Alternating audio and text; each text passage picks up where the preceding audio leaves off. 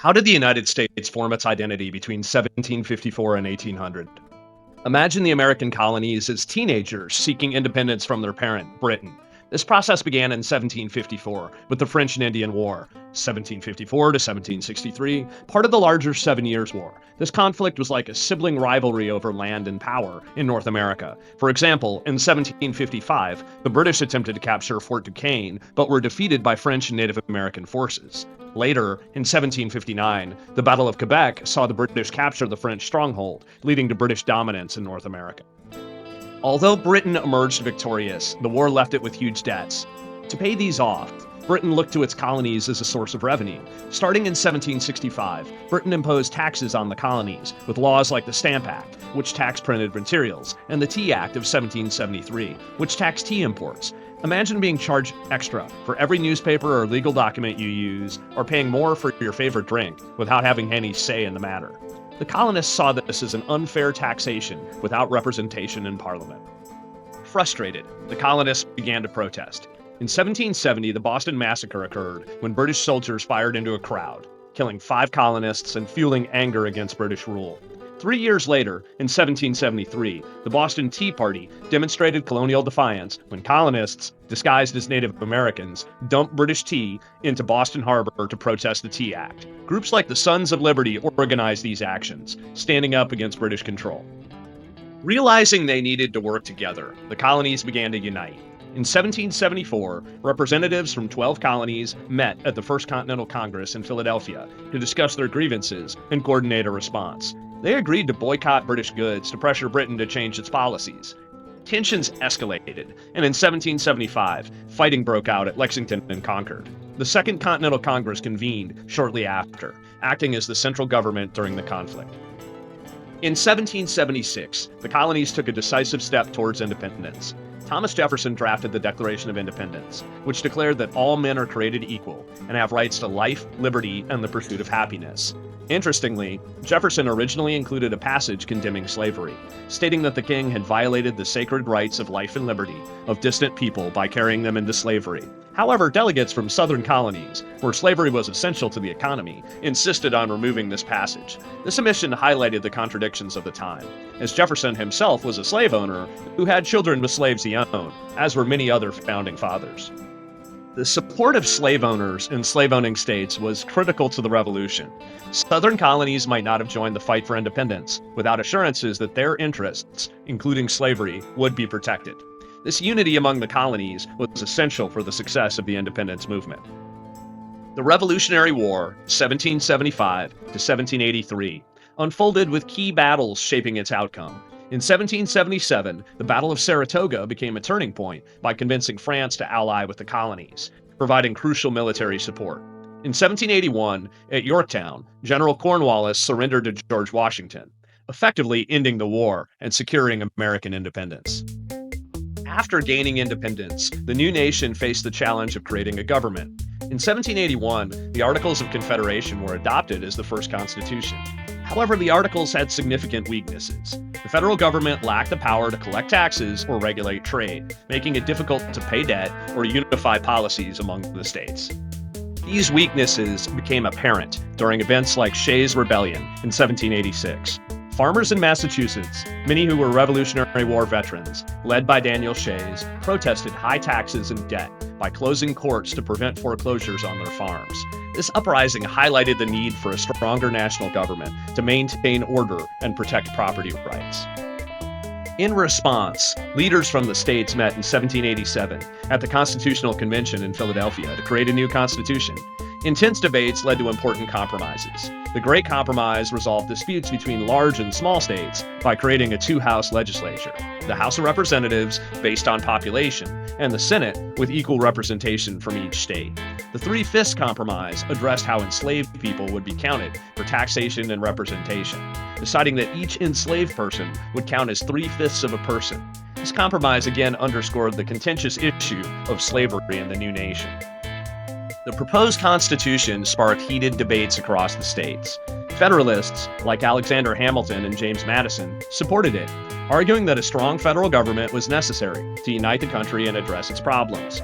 Anti-Federalists, such as Patrick Henry and George Mason, opposed it.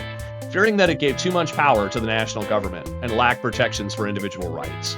Some anti-federalists were also concerned that a strong federal government might interfere with slavery. They wanted to keep their slaves safe from government control. To address these concerns and secure ratification, the Bill of Rights was added in 1791.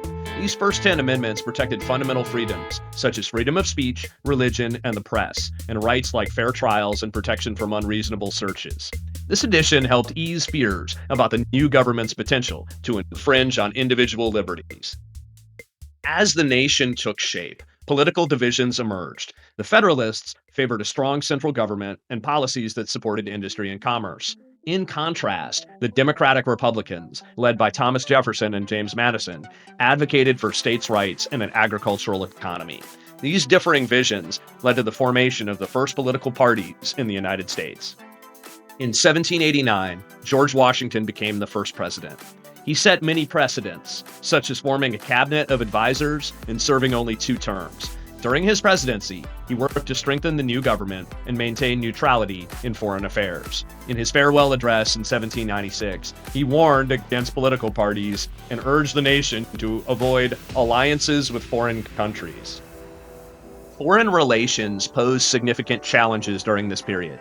In 1794, Jay's Treaty with Britain aimed to resolve lingering issues from the Revolutionary War, such as British forts on American soil and trade disputes. Many Americans disliked the treaty, feeling it favored Britain and undermined American interests. Conversely, Pinckney's treaty in 1795 with Spain was more popular. It granted Americans the right to use the Mississippi River and access the port of New Orleans, boosting Western trade and expansion. Domestic policies also shaped the young nation. Alexander Hamilton's financial plan sought to stabilize the economy by creating a national bank to manage debt, and issue currency, and advocating for the federal government to assume state debt from the war. While this plan helped establish the nation's credit, it sparked debate over the extent of federal power, with opponents fearing it favored the wealthy and northern interests. In 1794, the Whiskey Rebellion tested the new government's authority. Farmers in Pennsylvania protested a tax on whiskey, which they saw as unfairly targeting small producers. President Washington responded by sending troops to suppress the rebellion, demonstrating that the federal government would enforce its laws and maintain order. The presidency of John Adams, beginning in 1797, faced its own challenges. The XYZ affair strained relations with France when French agents demanded bribes to begin negotiations, leading to an undeclared naval conflict known as the Quasi-War. In response to domestic criticism, the Alien and Sedition Acts were passed in 1798, making it harder for immigrants to become citizens and punishing those who criticized the government. These acts were controversial, raising concerns about free speech and the abuse of governmental power. Meanwhile, American culture began to flourish. Artists like Benjamin West painted historical scenes that celebrated the new nation, and poets like Phyllis Wheatley, an enslaved woman, published works that gained international attention. Education expanded with the establishment of new schools and colleges, emphasizing the importance of an informed citizenry in a republic. Relations with Native Americans were marked by conflict and displacement as settlers moved westward. In 1794, the Battle of Fallen Timbers saw U.S. forces defeat a confederation of Native tribes. The subsequent Treaty of Greenville in 1795 opened up much of present-day Ohio to American settlers, but also reflected the ongoing loss of native lands and autonomy. Throughout this period, slavery remained a contentious and central issue. The Northwest Ordinance of 1787 banned slavery in new territories north of the Ohio River, setting a precedent for the expansion of free states. However, slavery continued and grew in the South, where the economy relied heavily on enslaved labor. These regional differences influenced economic policies, political views, and social structures, contributing to tensions that would later escalate into deeper national divisions. The election of 1800 marked a pivotal moment in American history. Thomas Jefferson and Aaron Burr tied in electoral votes, defeating incumbent President John Adams. The decision went to the House of Representatives, where, after multiple ballots and significant political maneuvering, Jefferson was chosen as president. This election was significant because it marked the first peaceful transfer of power between political parties in U.S. history. from the Federalists to the Democratic Republicans. It demonstrated that the nation's political system could handle such challenges without resorting to violence. So, how did the United States form its identity during this transformative period? Through a series of struggles, debates, and compromises. The nation evolved from a collection of colonies into an independent country with its own government and ideals. The contradictions and complexities of this era, including the fight for liberty alongside the institution of slavery, shaped the United States into a nation founded on principles of freedom and self-governance, yet struggling with the realities of inequality and division. The foundations laid between 1754 and 1800 set the stage for the country's future growth and the ongoing quest to live up to its ideals.